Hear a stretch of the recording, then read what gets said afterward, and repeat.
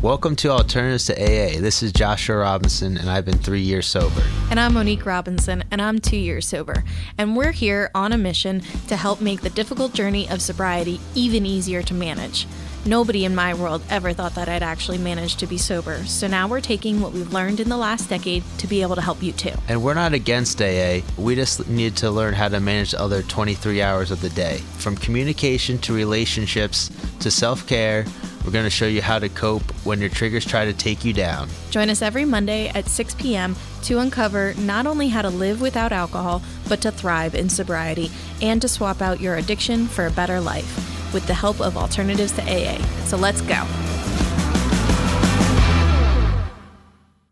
Hey guys, welcome to another episode of Alternatives to AA. We're going to talk about gratitude and why that will help you stay sober.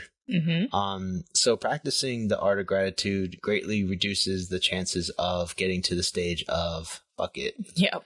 And once there, you know, the probability of you drinking once at that stage, as you guys probably know, is very high probability of drinking. Yeah, so we're just kind of going to talk to you guys about how to slow yourself down and find the gratitude so you don't get to, like Josh said, the fuck it stage. Yeah, exactly. And having gratitude can be very hard to practice, especially when you're dealing with a lot of problems in life that, you know, usually coincides with people drinking more. Yeah, that's true. But no matter how bad the situation is, you can always find a silver lining. And when you focus on that, even if the world is crumbling around you, it really does help. I mean, a lot of us right now are dealing with COVID and the consequences of COVID and the backlash, whether it's financially, whether it's emotionally, whether it's losing people in your family, or just the emotional toll it's taken on the people in your family. Trying to find the little bits of gratitude, even throughout all that darkness, is just so important. Yeah, that's true. Yeah, I mean, there's so much in regards to even like, you know, inflation, all these kind of things Monique was touching on, financial. An example for me in regards to gratitude probably would have to do with when I got my second DUI and I had to spend 10 days in jail. It was supposed to be more than that, but that's a whole nother thing. Thank God it wasn't. Yeah, it had to do with COVID. I went in at that time. But anyway, when I was there for the 10 days, most of the people there were like very depressed, you know, because they couldn't see their family, friends, you know, they couldn't do the things that they wanted to do, whether those were good or bad. Right. And, you know, they couldn't see their wife, fiance. Actually, a lot of them had a wife or fiance, and they were getting left by those significant others, which was very upsetting.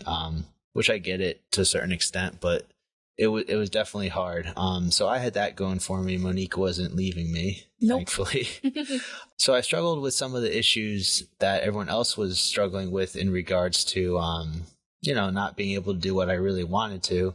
So instead of focusing on what I couldn't control, I focused on what I could, so I could read books. So I had this whole list of books to read that Monique was going to send me periodically, which I'm kind of upset I didn't read all the books because there was a lot of really good ones. But so I was there for 10 days and I ended up reading 3 books. And also I just tried to have a positive outlook and spread that towards other people. So when I was there, it was, you know, everyone's kind of just trying to have as good of a time as possible, even though it wasn't optimal. It's not the best situation, but I mean, the one thing is, like, usually your average is what, a book a year, and you ended up reading 3 in 10 days. I mean, that's pretty darn good. Yeah, no, that is good because I have a problem with relaxing. It's more of sitting still. With sitting still. So reading books is very hard for me. My brother Nate, shout out to Nate Robinson. He's kind of like that too, but now he's getting pretty good at reading some books. But he usually likes to read things that are practical. Yeah, and I'm the same way. But yeah, you guys both like to read practical. Where I like if I'm reading, I tend to like more of the fantasy stuff. I mean, I'll read true stories every once in a while, but I do like to read to escape. Yeah, that's like my brother Zach Robinson Yes. and my dad. Yes. They're both like that, but for me, that's like seems like the biggest waste of time ever. But I probably need some kind of relaxing kind of escapism thing, which used to be alcohol, but now I need to find something better than that. Well, you use the gym. Yeah, I use the gym. That's true. But yeah, so I mean, honestly, I took a very bad experience and tried to make it positive, and I actually made it somewhat enjoyable. Yeah. I mean, truthfully, when you were away, I struggled with the gratitude thing. I did not have it at all. That's when I relapsed. That was the last time I relapsed because I just couldn't handle it with him not being here. I couldn't find anything to be happy about. I mean, like, he was my boyfriend at the time, was taken away, but, you know, he was my boyfriend, but he was also the person that I talked to most about sobriety and everything. Kind of like lost your sponsor. It was like losing a sponsor. So it was a big chunk for me having you go too. But while you were away, I also did start to appreciate how great it was when you were around. So that's when I actually did get myself sober again, because I realized, like, okay, when he does come back, you want him to come back to someone that he still wants to be with, as well as, like, I just needed to keep myself sane because I really thought you were gone for 6 months and, you know, like... Supposed to be. And, you know, my friends, my family, they were all trying their best to help with it. And they really did. But, you know, like I had to help myself. And that's the main thing. Like with any of the tips we give you guys, any of the tricks we give you guys, you still have to help yourself. You need other people, of course, because nobody survives this world alone. But you do have to make these changes for yourself. Nobody will make them for you. You know, and that's also one thing that people learn in Al-Anon a lot, like that, you know, as much as they want to save their significant other from, you know, whatever bad path they're heading down, they have to just be patient and let them come to the, I need to save myself now. Because, you know, like for a couple of years, everybody was telling me that I need to get sober, but I just did the things that they told me to do to get them to shut up. I didn't believe it. But you have to want it yourself. You do. Doesn't matter if everyone else in the whole world is like, you're killing yourself. Yep. Does not matter. Yeah, you could be sent to the greatest rehab on the planet. But if you're not mentally there and ready to make changes and accept the fact that, like, you're still alive, you're still, like, I mean, that's one thing I'm grateful for all the time. That's my biggest gratitude is I'm still alive. I shouldn't be, with the levels that I got my alcohol to. Sometimes I really shouldn't be alive. So even when I can't find anything else to be grateful for, I'm still here. Yeah. So that's my biggest one. Yeah, no, that's powerful because honestly, before this, we did this podcast, I was talking to Monique. I'm like, you know, didn't know how much work actually goes into these things. And, you know, we're not making any money.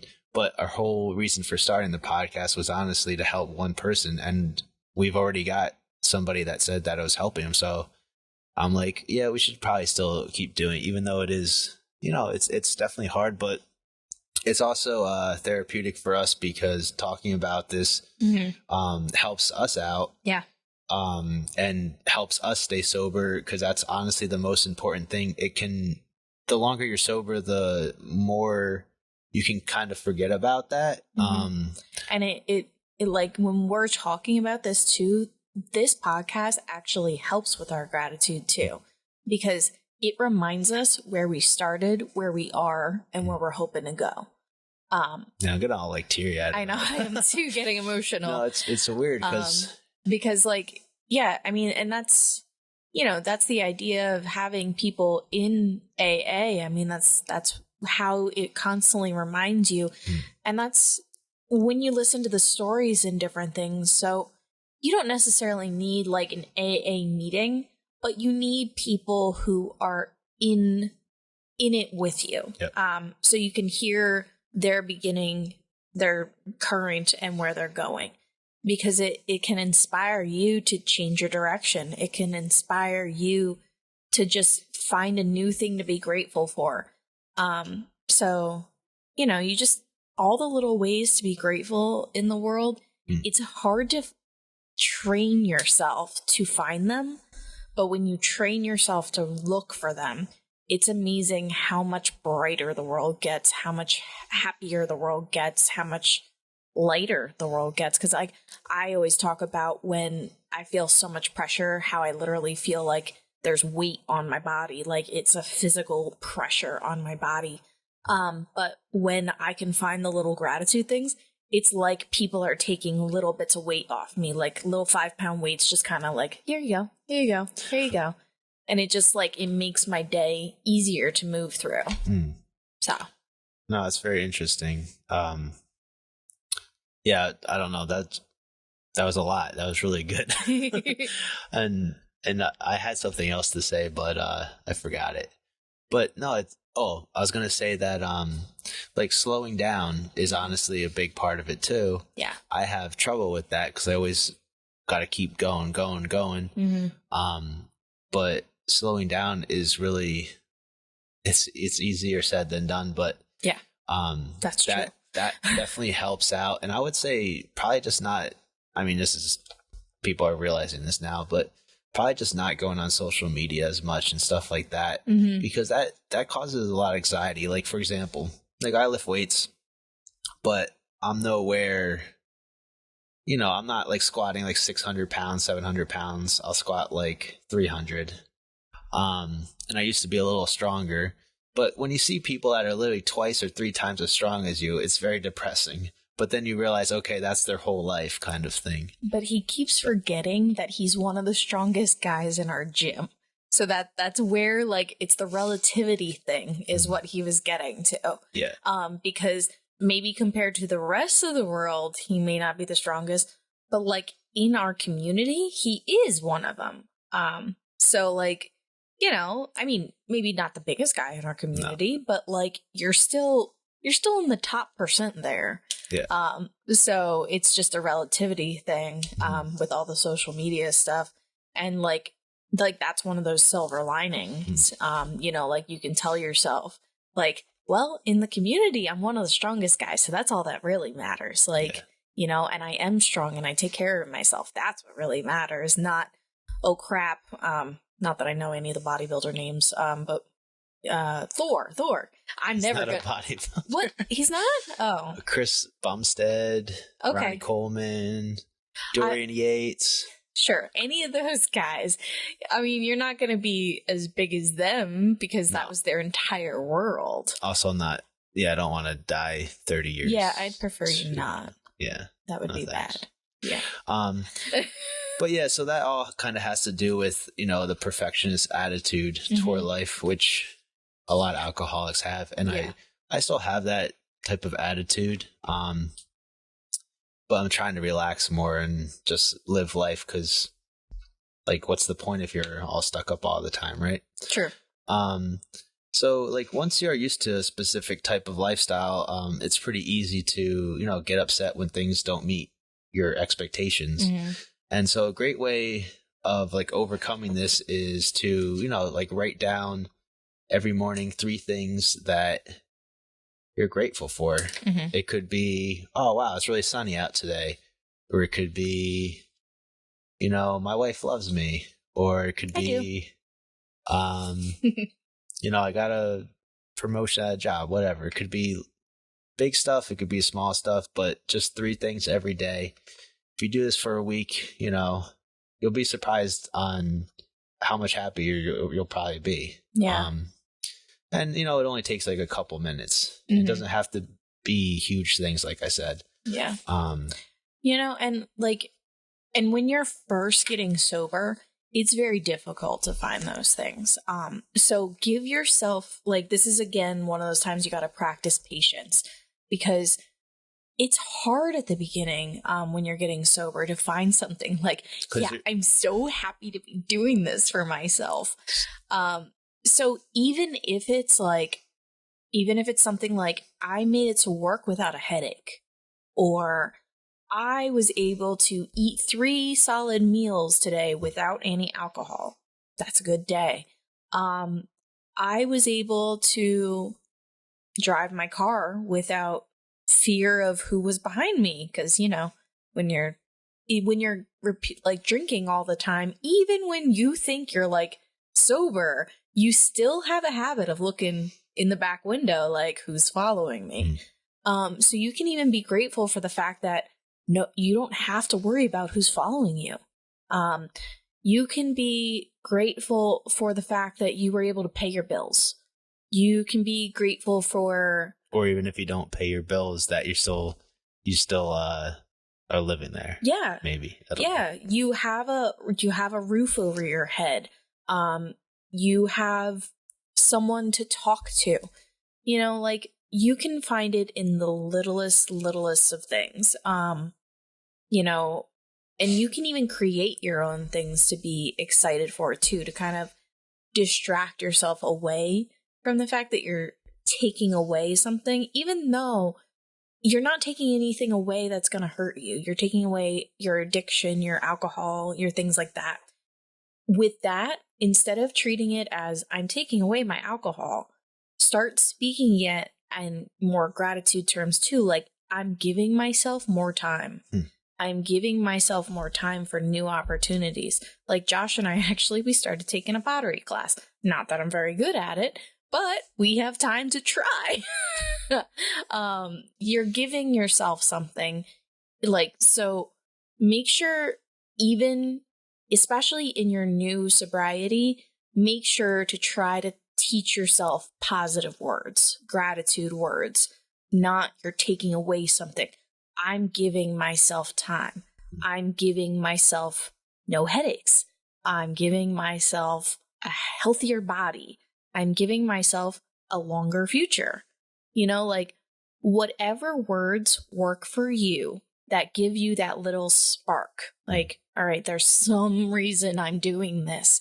Because truthfully, at the beginning of sobriety, every time I tried, because we've told you guys, I had to retry. Well, I don't know how many times I had to retry, but I know it's more than 10. So there was a lot of tries.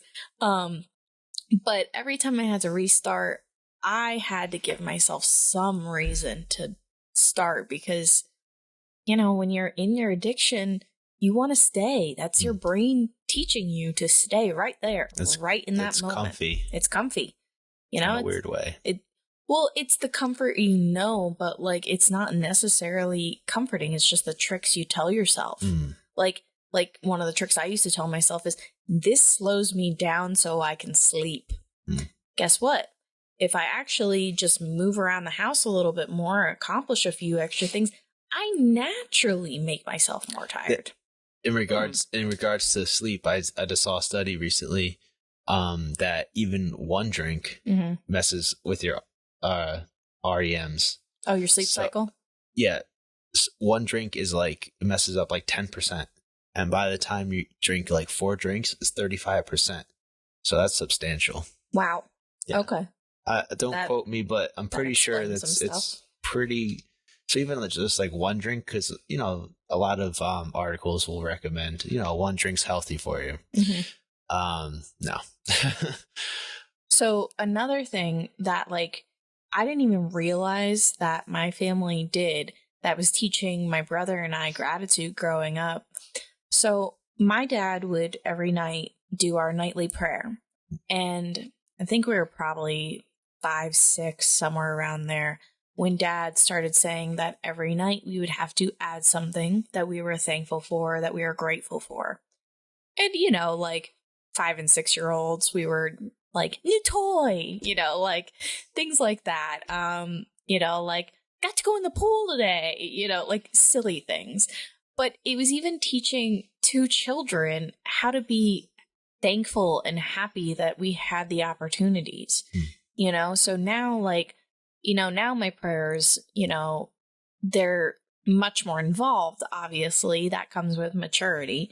But it was teaching me every single day, even when I was like a teenager and annoyed the fact that my dad would not let me eat my food no matter how hungry I was, until I just said one thing I was grateful for. And I know that takes 2 seconds. So I literally was stopping myself from eating. But it would drive me nuts sometimes. But now I'm just so thankful that he instilled that. Like, him and my mom instilled that. But like, it's like a normal habit. Yeah, it was a normal habit. So it did help a lot of times, even when I was having struggles with sobriety or lack of sobriety. It did still give me something to be grateful for, because, you know, especially when you're really deep in your addiction, it's near impossible to find anything you're grateful for. You know, you're drinking away your problems at that point. You're drinking away your pain at that point. So finding any gratitude's impossible. But I always managed to be like, well, I'm not outside. I have a house. You know, like, even when I was pissed off at everything, well, I'm not starving to death. I have food. That's good. You know, like, it had a little bit of malice. It had a little bit of attitude, but I still was trying to find the little positive things. So, you know, that was a good lesson. Yeah, that was really smart that your dad did that. Mm-hmm. So yeah, an example of this is when me and Monique went on this really cool road trip, which I'd never even been on a road trip really, ever. Sometimes I would go to Vermont or to the beach, but never like a road trip. Yeah. And so we started actually in Ohio to help move a friend in. And that was going to be the whole trip. But I was like, if we're going all the way out there, why don't we just keep going? So from there, we went to Kentucky. Then we went to Oklahoma to see my friend Tweety. We got some really cool pictures with fireworks there. Yeah, that was a lot of fun. Yeah, that was awesome. And then we went to Kansas. We got to see my aunt and uncle in Kansas, so that was exciting. Yeah, that was awesome. That one, we went to this place where they do all this gardening, and this one famous singer, she kind of runs it all. She was one of the Dixie Chicks? She was one of the Dixie Chicks. Yeah, so it's an arboretum. It's out in Kansas. I don't remember the exact name, but my aunt works there, and she adores it. So it happened to be on the way back, so we stopped there so she could actually show it to us. So that was really cool to see. Yeah, she volunteers there like twice a week. It's so beautiful. It is. If you ever get a chance to see it, go stop by, because it's really cool. Yeah. And then from there, we went to Nashville, Tennessee. We got to see, I'm forgetting that too. The Grand Ole Opry. So that was really cool. Yeah. So anyone that's ever been famous in country music. Yeah, they're not really famous until they've sang there. So that was really cool. We didn't see anyone famous yet, but maybe someday. Yeah.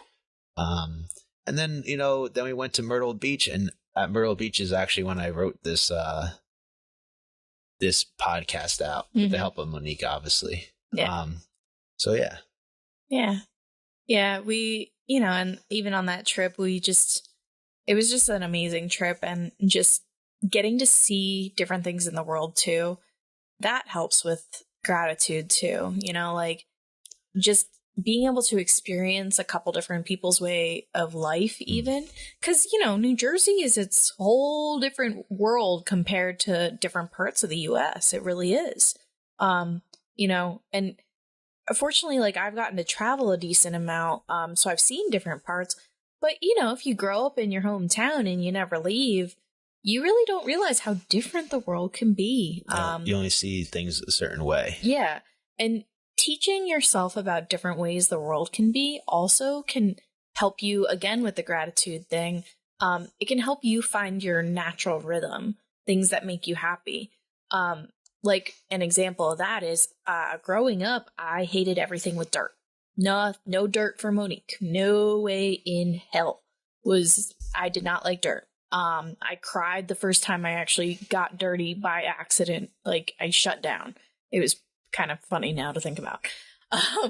But now, with Josh, like, Josh brought me out into the world and, like, showed me nature, and not nature that like was flipping me out. Just the beauty in it. And that actually helped out with our wedding, with wedding planning, because we got married in 2021, but we got engaged in 2020, right when COVID's all happening. So it was a few months after COVID started, we got engaged. And because of like Josh kind of opening my eyes to everything, which is why it cracks me up when he says he's not great at gratitude. Like, he can find great happiness in little things. And he taught me that being outside.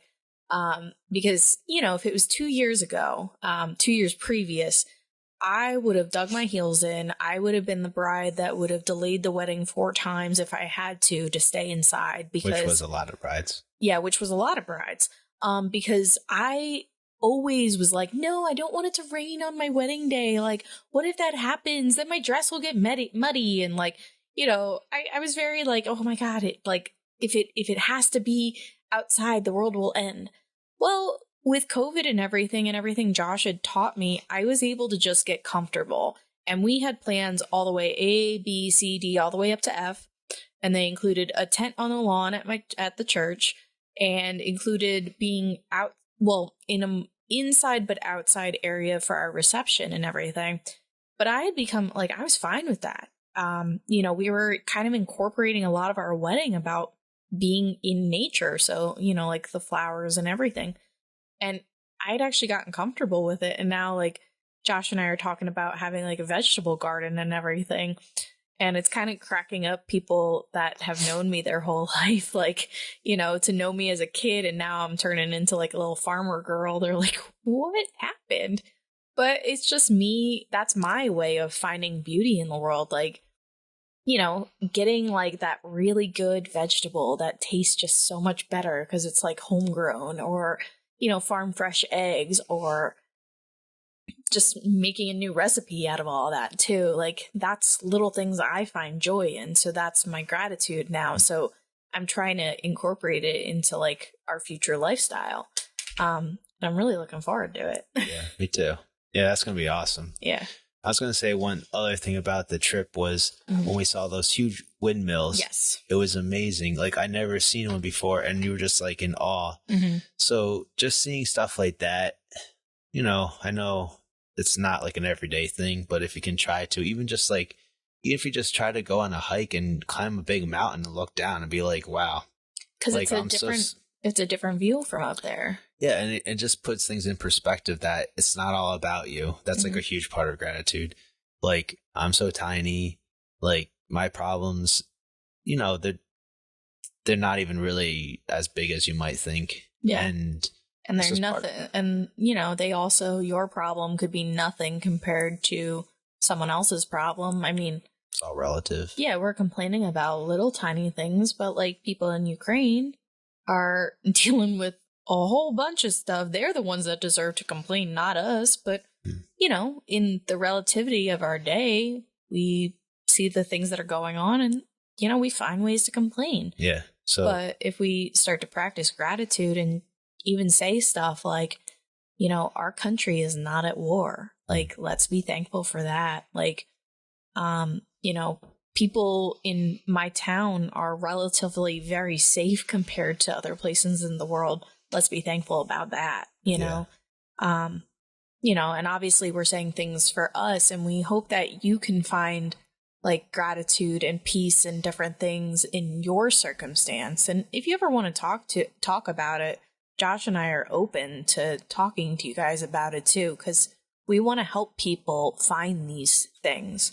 So if you're ever hearing something we're talking about that you're like, I'm not sure how to find that for myself, we're happy to talk to you guys about it, to help walk you through it so you can find that, because that is the point of this podcast. We want to help people get to a happier, safer, healthier place in their life. Yeah, exactly.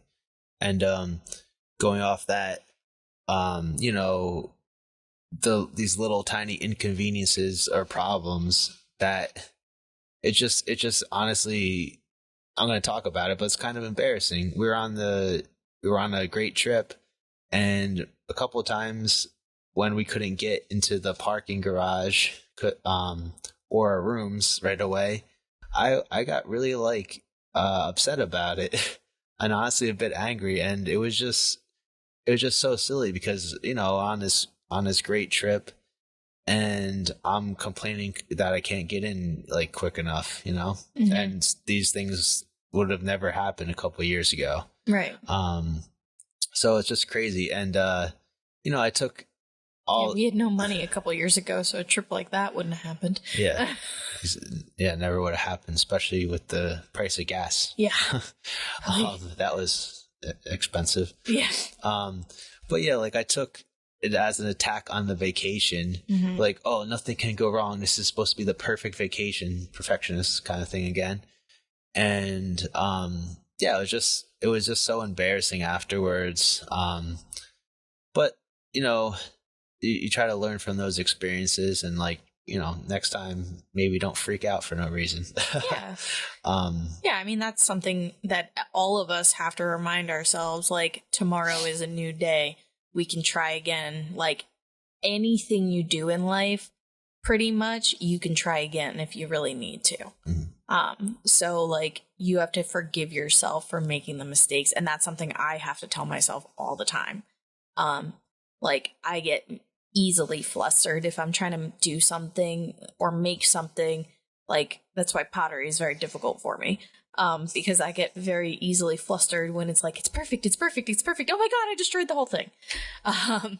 So it's very difficult, but you have to understand, like, there's more clay. There's another, you can try again next week, like things like that. So just a lot of times of just slowing down and realizing there's good things, even if your world is extremely dark right now, because my world has been that way sometimes, and it's very difficult to find it in those times. But like I said before, in those times, that's when you reach out to people, even if it's us, even if you need to reach out to a stranger, because sometimes, like, having the anonymous, back, like, talking back, like, it'll help you get to a place where you don't have the outside influences. You don't have your friends telling you, I think you should do this, without you realizing it. You can just get there yourself. So. Yeah. And I want to like also say that we're talking about our experiences, mm-hmm. and it's not trying to be like all about us. Cause sometimes when I'm listening to me talk, or when you're talking, mm-hmm. I'm like, are we just talking too much about ourselves? We're not trying to do that. We're just trying to show like our experience, mm-hmm. for what we did, and if you can relate in any way. Yeah. So I just want to say that. Those just coming to me. So we'll leave you guys off with some quotes about gratitude today. Mm-hmm. The first quote is, thankfulness is the beginning of gratitude. Gratitude is the completion of thankfulness. Thankfulness may consist merely of words. Gratitude is shown in acts. Mm-hmm. That's by Henry Frederick Emile. And the second one is, gratitude turns what we have into enough. That's anonymous. Mm-hmm. And then, gratitude is not only the greatest of virtues, but the parent of all others. That's Marcus Tullius Cicero.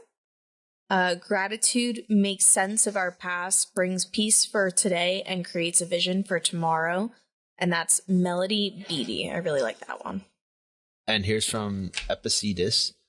He is a wise man who does not grieve for the things which he has not, but rejoices for those which he has. And this is a study. This is not a quote, but this is a study from positive psychology, that they found that a one-time act of gratitude, just one time, produced an immediate 10% increase in happiness and a 35% reduction in depressive symptoms. And these effects last for 3 to 6 months. That was from the American Psychologist Journal. And that just encourages you to continue to do like positive things. Cause like, if you can increase your happiness like that by just doing that, but then there's like a timeline on it too. Like, it only lasts a couple months. So you just keep doing it, but it'll make your overall world better. So 4 times a year, you gotta do it at least. Well, I'd hope you do it a little bit more than that, but yeah, a minimum of 4 times. Yeah. But we hope that you got something from everything that we've had to say today. We really appreciate you guys tuning in. And if you ever have any questions for us, please feel free to shoot us a message. And yeah, we'll see you next time, guys. All right, bye. Thanks for listening to Alternatives to AA. If you would like to contact us directly, please shoot us an email at alternatives2aa2021@gmail.com. We also hope that you continue to join us on Mondays at 6 p.m. You can watch us live on YouTube. You can subscribe to us that way as well. You can leave us a 5-star rating and follow us on Spotify. And if you're on Apple Podcasts, we ask that you please leave a rating and an honest review. We'll see you next week. Bye.